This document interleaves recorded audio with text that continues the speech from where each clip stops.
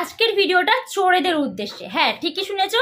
এছাড়াও কিছু মানুষ আছে, মানে আমাদের মতন যারা ভিডিও শেয়ার করি, ব্লগ শেয়ার করি রেগুলার বেস, মানে বাড়িতে আমার কি হচ্ছে, আমি কখন খাচ্ছি, আমার বাড়িতে কোথায় কি আছে সব শেয়ার করি, সেই মানুষগুলোর জন্য ভিডিওটা। তো একটু দেখো। তো গতকাল ছিল নীল পুজো। তো আমরা ছোটবেলা থেকে কি শুনে এসেছি যে পুজোর দিন ঠাকুরের নামে আমি সেদিনটা উপোস করছি। তো সেদিনকে মিথ্যে কথাটা পর্যন্ত বলতে নেই, কারণ সেটা ঠাকুরের নামে সেই দিনটা ইচ্ছে করছি। সেখানে কিছু মানুষ আছে, বিশেষ করে কিছু মহিলা আছে, যারা পুজোর দিনকে উপোস করে পর্যন্ত চুরি করে। মানে এটা আমরা সবাই ভুক্তভোগী, মানে প্রচুর মানুষ এটা নিয়ে ভুক্তভোগী, এই গাছের ফুল চুরি করাটা। আসলে ব্যাপারটা কেন বলছি আমি পরে ডিটেলসটা বলছি। তো নীল পুজোর দিনকে পর্যন্ত মানুষ সকালবেলা ঘুম থেকে উঠে আগে থেকে তাক করে রাখে কার বাড়িতে কোন ফুল আছে, কোন ফল আছে, কার তুলসী মন্দির থেকে তুলসী পাতা ছিঁড়বো, এই মানসিকতাটা। ঠাকুর কবে বলেছে যে তোর না থাকলে তুই চুরি করে আমাকে পুজো দে? এতে কি ঠাকুর সন্তুষ্ট হয়? তোমার যদি নকুল দানা দিয়ে পুজো দেওয়ার ক্ষমতা থাকে তুমি সেটা দিয়ে দাও, তোমার যদি মিষ্টি দিয়ে পুজো দেওয়ার ক্ষমতা থাকে সেটা দিয়ে দাও। ঠাকুর বলেনি যে আমাকে এত এত দিতে হবে, কেউ বলেনি। আর ওতে ঠাকুর সন্তুষ্ট থাকে না। তুমি অন্যের গাছ থেকে জিনিস চুরি করে আনছো, তার কতটা কষ্ট হচ্ছে, সেই তোমাকে গালাগালি দিচ্ছে, মনে মনে অভিশাপ করছে, অনেক কিছু করছে। প্রত্যেকটা মানুষ যারা ফুল গাছ ফল গাছ লাগায় তারা একটা আশা নিয়ে লাগায় যে আচ্ছা এই জিনিসটা তুমি ধরো দেখলে কারোর বাড়িতে ফুল গাছ আছে, চোরদের বলছি, তো তুমি তার বাড়ি থেকে চাও যে বলো না কটা আমাকে ফুল দিও। আর ফুল তো সবাই ভাগ, একটা গাছ আছে সবাই ভাগ করে সবাই মিলে পুজো দেবো, সেখান থেকে একটা গাছকে মুড়িয়ে ছিঁড়ে চুরি করে নিয়ে চলে যাওয়া, এটা কি ধরনের অসভ্যতামি। আর এরাই কিন্তু পাকা চোর। আমি বলছি, কেন বলছি এটা পরে তোমাদের বলছি। সকালবেলা গতকাল যেটা হয়েছে, আমার একটা ছোট মতন কি বলে এটা আকন্দ গাছ আছে। তো আকন্দ গাছটার মাথা মুড়ে মুড়ে পুরো গাছ খালি করে দিয়ে চলে গেছে শিবরাত্রি দিন। ওটা না হয় আমার গেটের বাইরে আছে, মানে আমার জমিতে আছে, আমি লাগিয়েছি ওই জায়গাটাতে, গেটটা নেই। এত পাকা চোর এরা, আমার গেট বন্ধ থাকে, তালা দেওয়া না বাট বন্ধ থাকে, গেট আটকা থাকে, সেই গেট খুলে, যেহেতু আমার মা বাড়িতে ছিল না, আমি বাড়িতে ছিলাম, বাবা ছিল, কত পাকা চোর। আমরা থাকাকালীন গেট খুলে ভেতরে গিয়ে আমার জবা গাছে প্রতিদিন কম করে 50-60টা তো ফুল হয়, এক বেশি হয়, সব ফুল নিয়ে গেছে। আর এত দয়ালু চোর, আমার জন্য 4টে জবা রেখে গেছে। 50-60টার ওপর জবা হয়, 4টে জবা রেখে বাড়ির ভেতর গেট খুলে ঢুকে চুরি করে নিয়ে চলে গেছে। এরা কোন লেভেলের পাকা চোর। আর এইবারে বলছি, যারা ভিডিও দেখো তাদেরকে কেন বলছি যে তোমরা মানে ভিডিও করো, ব্লগ করো। তো আমার দিদি সবসময় একটা কথা বলে, বোন কোথাও ঘুরতে গেলে বা কোথাও ধর যাচ্ছিস বা কিছু, আগে থেকে শেয়ার করবি না। সেটা কেন? ওই নজর লাগা ওটা পরের প্রশ্ন আসে। মেন কেন শেয়ার করতে নেই জানো? এরকম পাকা চোর না আশেপাশে প্রচন্ড থাকে। তুমি ভাবছো এই মানুষটা তো আমার বাড়ির ফুল চুরি করেছে, না। যারা এরকম ফুল চুরি করতে আসে তারা তোমার বাড়িটাকে, পজিশনটাকে মেপে যায়, তোমার কোথায় কোন জিনিসটা রাখা থাকে তারা দেখে যায়। ইভেন যারা অনেক সময়, দেখো আমি বলছি তোমরা কিভাবে নেবে আমি জানি না, যারা ভিক্ষা করতে আসে বা ধরো যারা এই যে অনেক রকমের আসে না বাড়িতে জিনিস চাঁদা নিতে, বা তারা কিন্তু তোমার বাড়িটাকে মেপে যায়।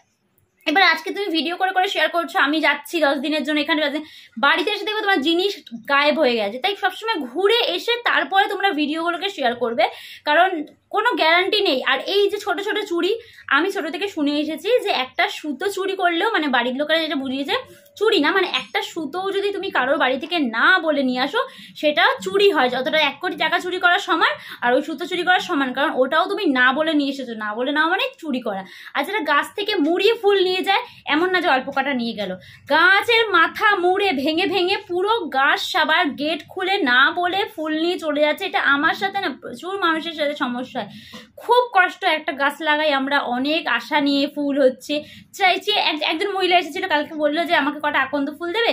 আমি তখনই গিয়ে দেখলাম যে গাছ পুরো সবার ওপরের একটা ডাল, যেটা টানতে গেলে ভেঙে যাবে, কারণ ওই গাছটা নরম হয়।